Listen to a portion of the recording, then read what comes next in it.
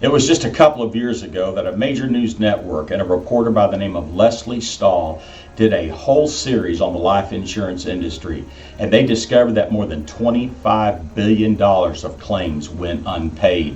One lady interviewed said it best: "It was as if my husband had died all over again. She lost her car, she lost her house, she lost her retirement. Her savings dwindled to almost nothing." Why? Because what she thought would be a $500,000 payout ended up being zero. And the state of Oklahoma and other states joined in investigating, and now they are bringing a lawsuit against many of these major life insurance businesses because they have either not paid or they paid at 70 to 80% less than the original value of the policy. So tragic, so sad.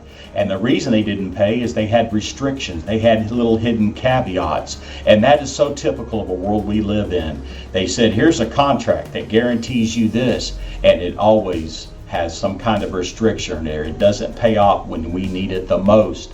And we see this in extended warranties on our homes, on our cars, on our electronic devices, or our appliances. I've heard many painful stories of people that said, I thought I was covered, and to find out there was some type of a hidden restriction that would not honor the claim.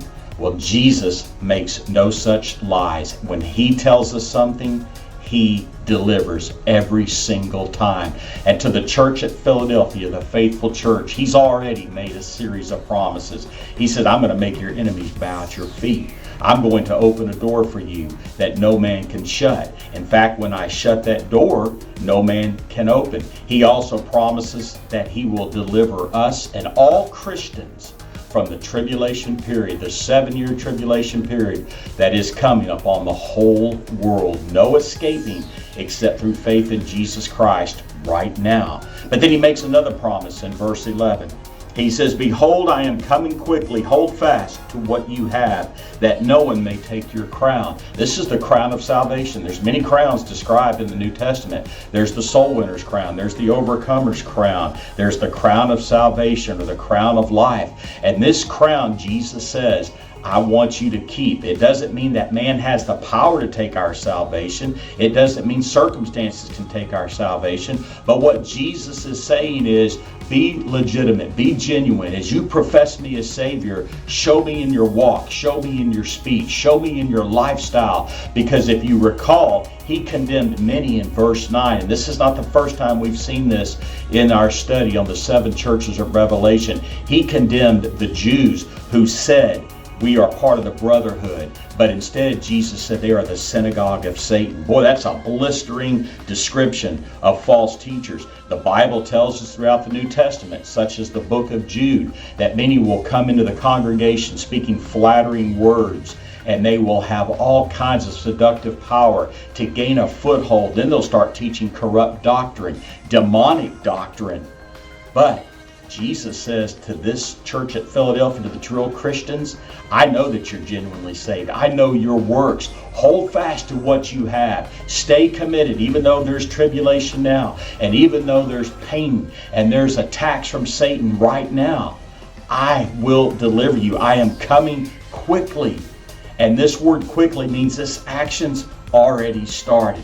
And then he goes on to say in verse 12, he who overcomes, I will make a pillar in the temple of my God. Did you catch that word pillar? Oh, pillar is significant. The hearers and the readers understood this quite easily, because in the Old and the New Testament, when false temples and pagan temples were built, they would build a pillar to show strength, to show stability, to show permanency, but they also built these pillars to reflect the pagan gods or the animals that they worship.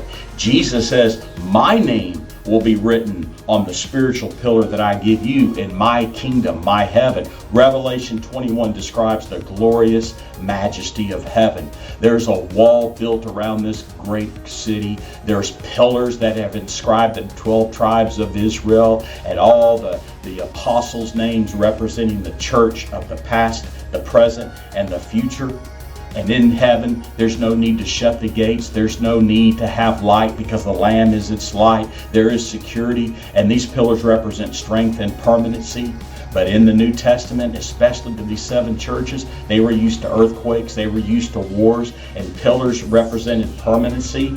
But these people would have to leave when there was an earthquake or there was an impending attack from the enemy. And Jesus tells them, you will not have to go out anymore, because one day will come that in my heaven, you will be a spiritual pillar, a redeemed soul that will worship all day, all night, because there's no time in heaven. It's all new all the time. No more pain, suffering, sorrow, or sadness. Jesus makes a promise. Stay committed, stay faithful, stay loyal, no matter how bad things are getting all around you. No matter who makes a promise and can't deliver. Remember, Jesus does exactly what he says, because he has the power to not only make the promise, but keep his promise. And whoever calls on the name of the Lord shall be saved. Whoever confesses with their mouth but believes in their heart that Jesus died for them and rose from the dead will be saved. Not just now, but for eternity. God bless you.